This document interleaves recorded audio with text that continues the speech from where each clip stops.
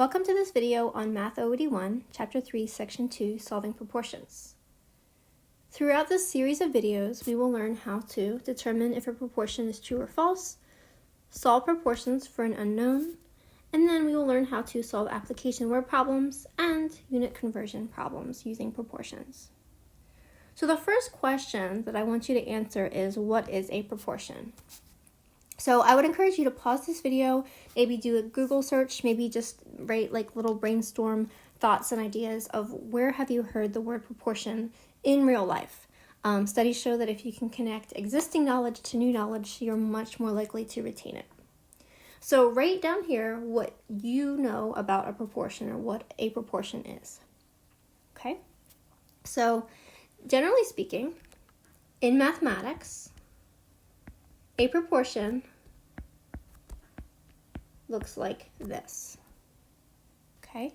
If you want to connect this to the real world, usually proportion implies part of a whole. So, for example, if I said, what proportion of the United States population prefers pepperoni pizza, right? That would be part of the entire population of the country. However, in mathematics, it's a little bit even more specific than just talking about a fraction or part of a whole.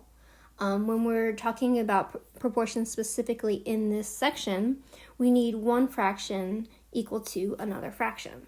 So here's some examples. I could have 2/3 is equal to x over 6. Okay. I could have x over 21 is equal to, 3.5 over 7. I could have 5 over x is equal to 10 over 15. Okay.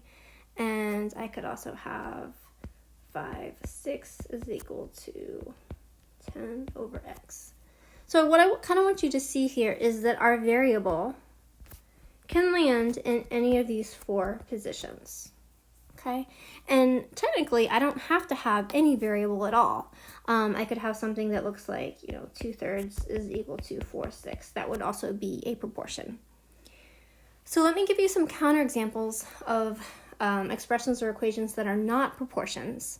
And the reason this is so important is that we have a very specific way of solving proportions, which we'll get to in probably a second video.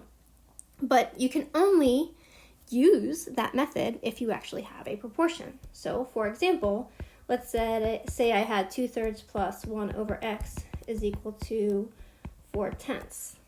Okay, this is not a proportion.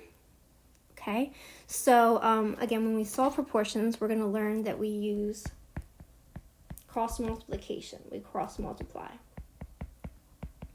Okay, so the important thing here is that if I have two fractions added to each other on one side and then one fraction on the other, I cannot use cross multiplication there.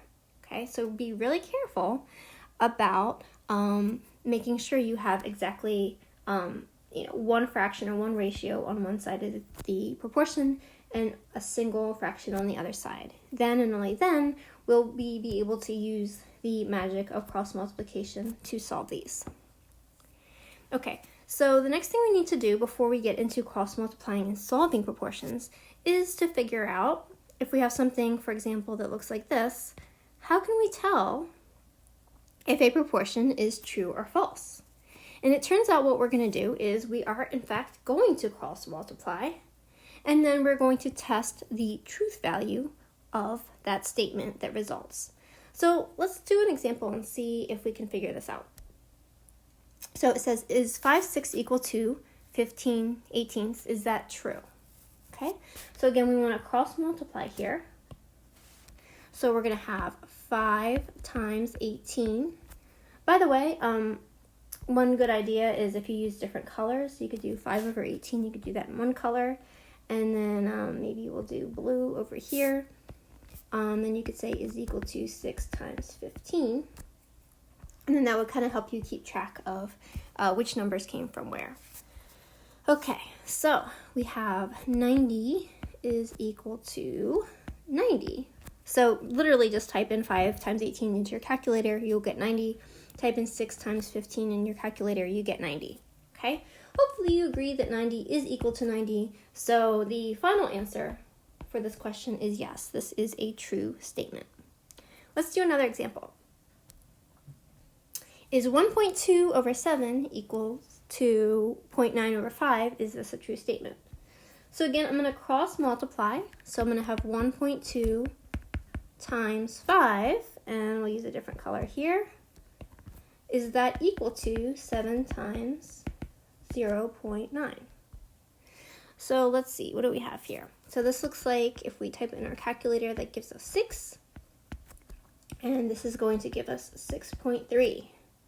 Okay, so 6 and 6.3 are not the same. If you want, you can replace this with a not equal sign.